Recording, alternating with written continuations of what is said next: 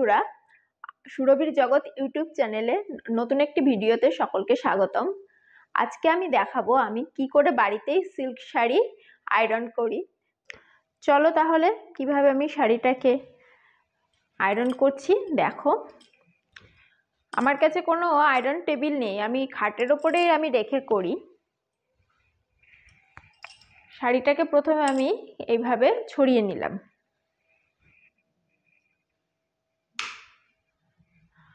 আর এটা একটা automatic iron আছে আমার, এটাতে মোড সব রয়েছে। এখানে সিল্ক মোডে নিয়ে নিলাম আমি। এখানে নাইলন আছে, উল আছে, কটন আছে। তো আমি এটা সিল্ক শাড়ি বলে আমি সিল্ক মোডে করে নিলাম। শাড়িটা কেচে আমি আয়রন করে তুলে রাখি। কিভাবে সিল্ক শাড়ি বাড়িতে আয়রন করতে গেলে পুড়ে যাবে, নষ্ট হয়ে যাবে, এটা কি করা যায় নাকি লন্ড্রিতেই করতে হবে, এটা একদমই ভুল ধারণা। এখন যে ধরনের আয়রনগুলো বেরিয়েছে এইগুলোতে যেই মডগুলো আছে সেগুলোতে মোটামুটি নিয়ে করলে পরে কোনো অসুবিধা হয় না।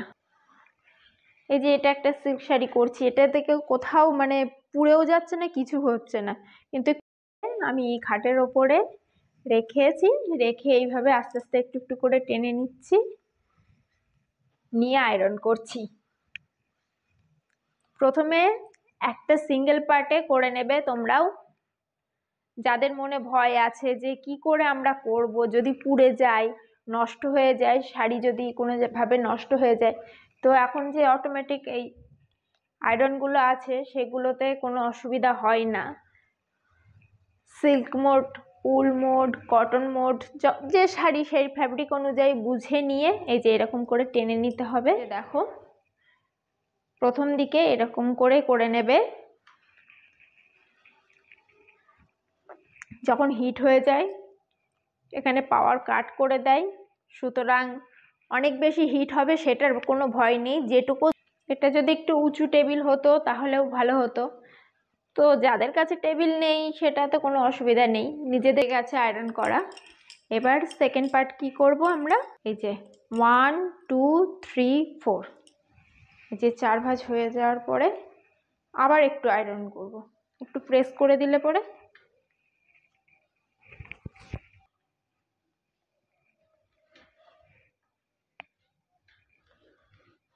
এই যে আবার একটু প্রেস করে দেব, সবকটাতেই হয়ে যাবে।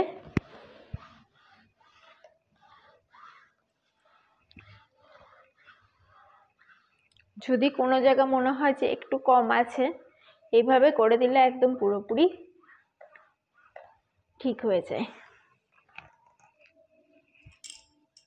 এবার এটাকেও আরেক ভাঁজ করে নিলাম।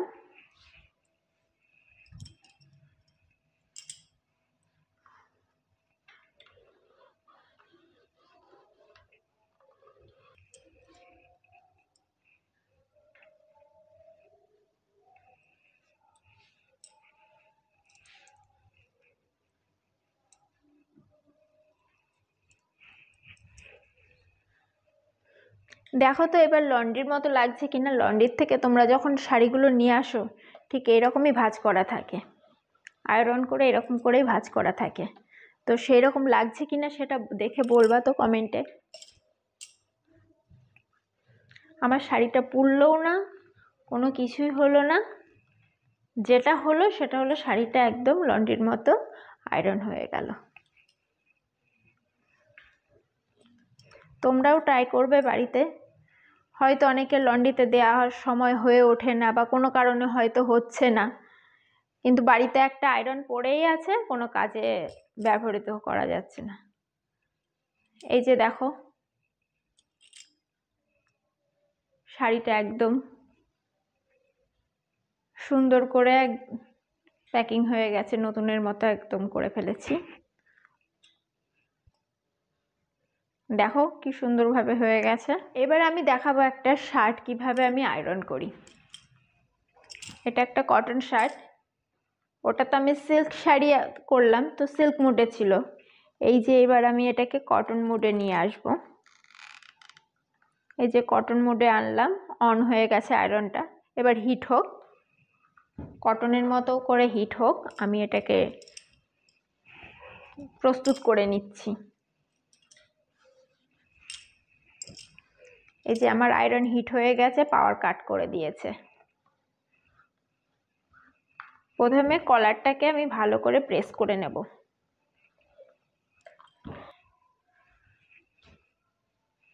তারপরে বোতাম ঘরটা প্রেস করে নেব।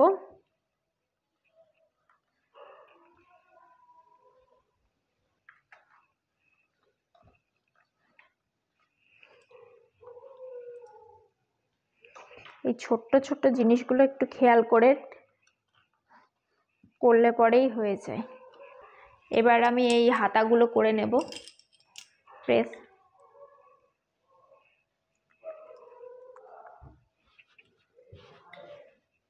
একটু সমান করে নিয়ে প্রেস করে নিলে পরে এই যে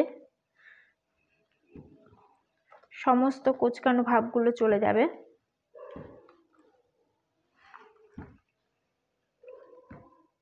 অটোমেটিক যতটুকুনি হিট দরকার ততটুকুনি হিট নিয়ে পাওয়ার কাট করে দেবে, আর এই হিটেই একদম সুন্দরভাবে হয়ে যায়।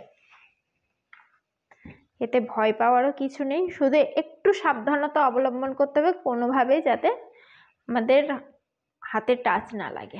এবার হাতাগুলো করা হয়ে গেছে, কলার সব করা হয়ে গেছে। এবার আমি বোতামগুলো লাগিয়ে নেব।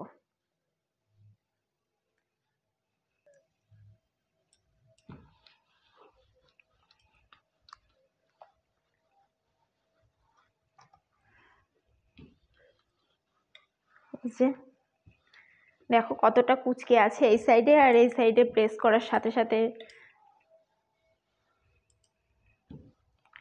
তোমরা হয়তো ভয় পাও যে পুড়ে যেতে পারে, আমি পারি না, করতে গেলে ছ্যাঁকা লাগবে, কোনো রকমই নয়, একটু নিজেকে সাবধানভাবে করলেই হয়েছে।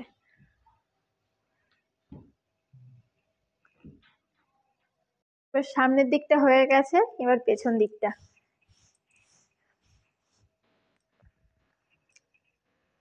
সেম একইভাবে টার্ন করে ভাঁজ করে নেবে।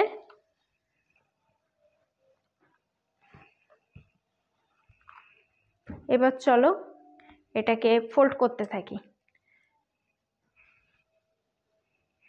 এই যে হাতের মাপে ফোল্ড করে নিলাম। এবার সেইখানে একটা প্রেস করে দিলাম।